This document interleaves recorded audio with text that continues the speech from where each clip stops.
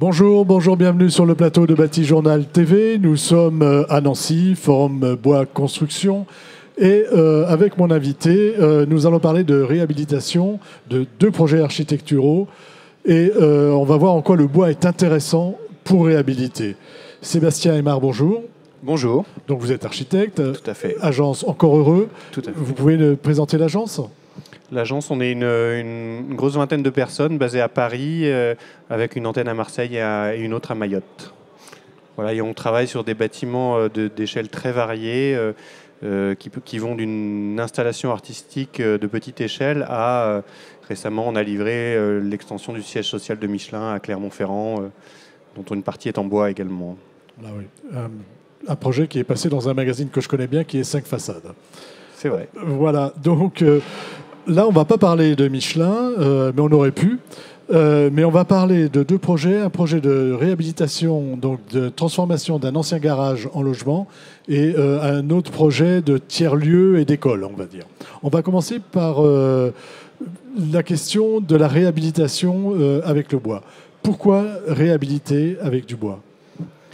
Alors nous, on a une logique générale, un petit peu de positionnement de société, qui est de dire quand on peut, on essaie de ne pas construire. Donc difficile dans un endroit où on est un forum de construction, mais voilà, c'est un peu notre position. Donc quand on peut, on réutilise ce qui a déjà été construit depuis des années. Et quand on doit construire, parce qu'on en a besoin pour la transformation des lieux dans lesquels on habite et dans lesquels on doit vivre, on essaie d'utiliser les matériaux de biosourcés. Donc ça, c'est une position, on va dire, un petit peu de stratégie générale. Stratégie générale de l'agence, voilà. C'est-à-dire qu'on travaille d'abord avec des matériaux biosourcés, voilà. Quoi qu'il arrive. Exactement. Dans une prise de conscience à laquelle on estime être des acteurs essentiels de la transformation du monde, qui va droit dans une situation d'échec catastrophique, on pense, et donc tout faire pour essayer de lutter contre cela. Et l'utilisation du bois est l'un des moyens d'y arriver pour effectivement baisser la consommation carbone, construire avec des matériaux renouvelables. Et donc ça, c'est notre stratégie de base. Et après, on découvre que le bois a des qualités. A d'autres qualités. Tout à fait. D'abord, c'est un matériau beau. C'est un matériau qui peut être... qui fait des chantiers où on voit que les ouvriers travaillent avec plaisir cette matière, ce qui est très difficile. Les chantiers du bâtiment... Par pluie, par vent, sont difficiles encore. C'est un métier douloureux pour les gens qui travaillent. Et on voit que les travailleurs du bois ont une sorte de plaisir dans le travail de la matière qui touche beaucoup quand on construit. Donc ça, c'est la matière elle-même. Et puis après, on se rend compte que c'est un matériau léger, qui se préfabrique très bien et donc peut être amené et faire des constructions très rapides. Et qui donne une qualité très appréciée des gens qui l'habitent, quoi. Voilà, c'est ça. C'est qu'il y a quasiment que des avantages, en fait. Oui, pour l'instant, je ne vois que des avantages. Voilà. Le petit plus pour la réhabilitation, c'est quoi ? Le plus du bois pour la réhabilitation ? Mais on le voit sur le projet de garage, de réhabilitation, de création de logements dans un ancien garage. C'est des transformations lourdes de bâtiments qui n'ont rien à faire dans des villes. On va dire un garage automobile n'a rien à faire dans une ville comme Paris. Il n'a plus rien à faire. N'a plus rien à faire. Il avait à faire. Il devrait plus rien avoir à faire quand on a du mal à se loger dans une ville très dense comme ça. Et donc transformer un bâtiment existant comme ça, il faut pouvoir le conserver dans ses structures et ne pas alourdir les structures. Donc le bois a un avantage technique d'être léger, d'être une construction légère qui fait qu'on n'a pas à renforcer les fondations ou même les structures béton existantes. Quand on va refermer un bâtiment qu'on a conservé et on va en faire une nouvelle peau, on le fait en mur manteau en ossature bois rempli d'isolant. Donc ça, c'est un avantage. L'autre avantage, c'est aussi qu'on arrive avec des performances thermiques très importantes à faire des murs pas très épais, puisqu'on n'a pas la couche d'un mur de structure auquel on ajoute un mur d'isolation. C'est-à-dire que sur ce garage, qui est situé où ? Dans le 19e arrondissement à Paris. Dans le 19e arrondissement. Oui. Donc on le transforme en logement. Dans ce garage, c'est une structure béton. En gros, vous enlevez tout ce qu'il y a autour, tout ce qu'il y a dedans, vous gardez la structure, et c'est sur cette structure existante, donc vous faites l'économie du gros œuvre, que vous venez mettre vos façades. Exactement. On arrive à ne pas à conserver l'équivalent de 7000 tonnes de béton qui n'est pas démoli. Donc on fait quand même des percements assez importants dans la structure pour pouvoir rendre les appartements agréables, avoir des circulations, avoir de la lumière qui rentre dans un parking qui était très, très épais. Donc on fait une faille centrale, on crée des appartements traversants. Mais on conserve l'équivalent de 7000 tonnes de gravats qui ne sont pas évacués.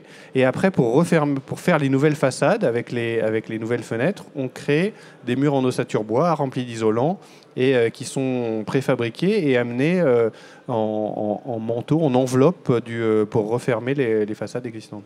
Est-ce que vous travaillez aussi l'intérieur avec le bois? Est-ce que les murs de séparatifs des logements sont en bois ou comment ça se passe? Ah non, là on n'a pas pu intégrer le bois à l'intérieur, pratiquement pas, parce qu'on avait... disons que c'est un projet qui est au début lancé par la puissance publique, puisque c'est l'État qui vendait un garage qu'il avait acheté normalement pour y faire la fourrière de Paris et qui finalement y revend à un promoteur immobilier pour y faire du logement, mais en forçant le promoteur immobilier à ne pas démolir entièrement et à tenter cette reconversion. Donc déjà, le pas pour le promoteur immobilier dans sa construction de logement classique était déjà immense. Et donc après, en plus, nous, c'était notre premier immeuble de logement de construction collective. Donc une première expérience pour tout le monde. Voilà. On peut citer le promoteur. C'était Emerige, le promoteur. Voilà. Et le bailleur social qui a porté le projet, c'est Paris Habitat qui a porté le projet dans sa phase du début. Très concrètement, sur ce projet, qu'est-ce que vous apporte le bois, l'ossature bois, puisqu'on est en ossature bois? Très concrètement, comme je le disais, ça apporte avant tout la capacité d'être léger. Ça apporte aussi une efficacité dans le chantier. C'est une entreprise qui se nomme Arbonis qui a réalisé les murs ossature bois donc en atelier et qui arrive par ensemble de façon assez structurée et sont posés au fur et à mesure. Donc il n'y a pas d'espace de stockage nécessaire sur le chantier. C'est totalement fini, oui, c'est-à-dire qu'y compris le bardage, il y a tout. Le mur arrive avec le bardage, avec le bardage, avec jusqu'à donc le bardage, le pare-pluie jusqu'au pare-vapeur à l'intérieur, et arrive même avec les châssis des fenêtres, les châssis fixes.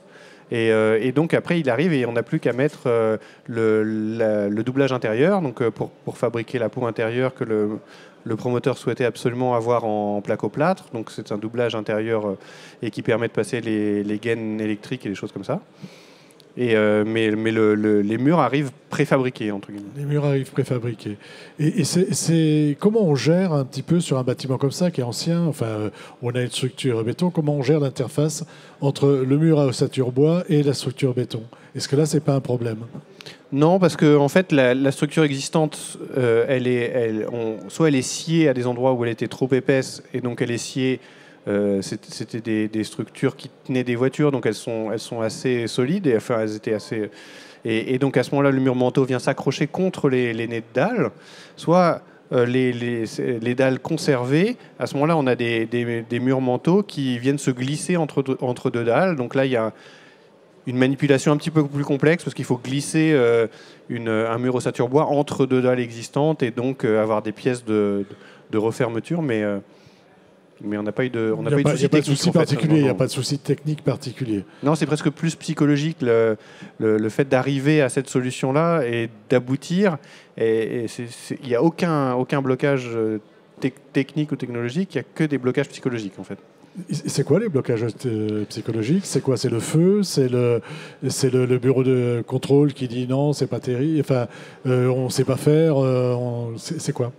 Alors, l'un des premiers blocages psychologiques que moi j'ai découvert un petit peu, c'est l'inquiétude du promoteur immobilier de faire un ouvrage qui ne soit pas durable, au sens qu'il ne soit pas aussi dur que de la pierre. Voilà. Mais vraiment, cette notion-là de dire on fait des murs creux, on fait des murs légers. Ça ne va pas tenir. Ça ne va pas tenir, alors que lui, il fait un investissement de valeur, quoi. Donc, il se trouve qu'il a vendu l'ensemble à la Caisse des dépôts qui a fait du locatif. Donc, il n'est plus propriétaire des murs, mais tout le monde avait cette notion-là par rapport à la construction classique de logement. Ça existe encore. Ah oui, largement. Ouais. D'accord, moi je pensais qu'on en avait fini avec ça. D'accord, donc il y a encore cette inquiétude sur ce qu'on appelait il y a une dizaine d'années l'effet trois petits cochons, quoi. Oui, tout à fait. Il y a cette inquiétude-là. Et puis après, il y a une inquiétude, il y a une problématique qui vient du fait que le promoteur immobilier, dans des opérations comme ça qui sont un petit peu complexes, où on a un chantier coincé en cœur de parcelle et tout ça, a une mise en sécurité de vouloir travailler absolument avec des entreprises générales. Et donc les entreprises générales sont pas du tout motrices, à ma connaissance, dans mon expérience, dans la construction bois. En tout cas celles qui travaillent avec les promoteurs en général. Et ils vont avoir toujours une façon d'amener des variantes au projet qui vont enlever le bois parce qu'il est risqué, des choses comme ça. Heureusement, ce projet avait été décidé en ossature bois au moment où il a été porté par la collectivité. Et donc, ça faisait partie du cahier des charges que le promoteur devait suivre. Voilà. Le poids de la collectivité, là, est important. Et dans le projet qu'on a vu tout à l'heure également sur le Bayard, il était important également dans la prise de décision. On va quitter Paris, si on a tout dit sur Paris. Oui, tout à fait. Et on va aller à Rennes. Oui. Donc, le projet de Rennes, on est sur un bâtiment patrimonial, là. Oui, on est sur un bâtiment 19e qui était une ancienne faculté des sciences. Qui a été abandonné au bout d'un moment et dont, en plein centre de Rennes, et dont la ville de Rennes se demandait mais qu'est-ce qu'on peut faire de ce bâtiment-là ? On ne va pas faire un énième musée qui va coûter beaucoup d'argent à la collectivité. Et donc, que fait-on ici ? C'est un bâtiment qui, au fur et à mesure des années, a pris des couches d'extension, de faux plafonds multiples, qui ont peu à peu bouché ce bâtiment existant. Et donc le projet initié a été de tester des usages avant la transformation. Donc pendant 3 ans, le bâtiment a été ouvert à des usages possibles pour toutes les initiatives locales qui s'y installaient, des écoles. Un projet d'urbanisme transitoire. Exactement, voilà, exactement, qui était porté par Patrick Bouchin et Sophie Ricard, qui en a développé le concept, et ouvrir les portes, s'installer et permettre tous les projets possibles. Pendant 3 ans, ça a été expérimenté et ils ont défini l'intérêt et l'existence possible d'un programme qu'ils ont appelé Hôtel à projet et qui est l'idée de pouvoir ouvrir des portes à des lieux dont l'usage serait libre, gratuit et sans contrainte de fonction, à part d'avoir une sorte de rétribution de ceux qui y sont, qui doivent y faire quelque chose, y porter quelque chose et être autonome sur leur projet. Alors là, on a parlé du projet. Maintenant, vous, qu'est-ce que vous avez fait et pourquoi le bois ? Alors, on a bien compris. Enfin, pourquoi le bois ? On va peut-être pas y revenir, mais peut-être que c'est un peu différent de tout à l'heure. Et comment vous amenez le bois dans ce projet ? Alors là, le bois, on va dire qu'il n'a pas une fonction avec des justifications technique, il a presque une logique esthétique patrimoniale de modernité. Et ça a été une longue discussion avec l'architecte des bâtiments de France de Rennes.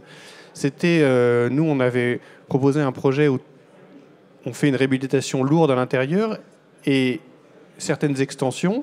Les extensions concernent des coursives, une surtoiture, une surélévation, des choses un peu discrètes dans la transformation. Et on avait décidé que toutes ces extensions, un petit peu avec ce que je vous ai expliqué au début, tout ce qui serait neuf serait construit en bois et en matériaux biosourcés. Et l'architecte des bâtiments de France, pour lui, le bois n'était pas un signe de modernité. Et il fallait qu'on envisage la rénovation d'un bâtiment du 19e avec du métal, du verre, du béton, parce que c'était ça le sens. Voilà, donc encore un frein dont on parlait tout à l'heure. Oui. Le bois, c'est pas moderne. Le bois, c'était rustique. C'était rustique. Voilà, il avait peur qu'on fasse un meuble avec des boulures. Voilà, c'était. Et donc on a longtemps discuté ensemble. On a été voir plusieurs bâtiments. On a eu des discussions difficiles, des fois un peu violentes, pour arriver à le convaincre que dans le 21e siècle, le bois allait devenir peut-être le matériau le plus contemporain, parce qu'il n'est pas uniquement sur une question esthétique, mais sur une question de sens général. Et c'est quelque chose qu'il a fini par accepter et valider ce type d'extension. D'accord. C'est-à-dire sur le sens général, sur l'intérêt du bois, sur l'aspect carbone et puis matériaux, l'architecte des bâtiments de France n'est pas du tout il n'avait aucune préoccupation et peut-être pas n'a peut-être même pas la culture.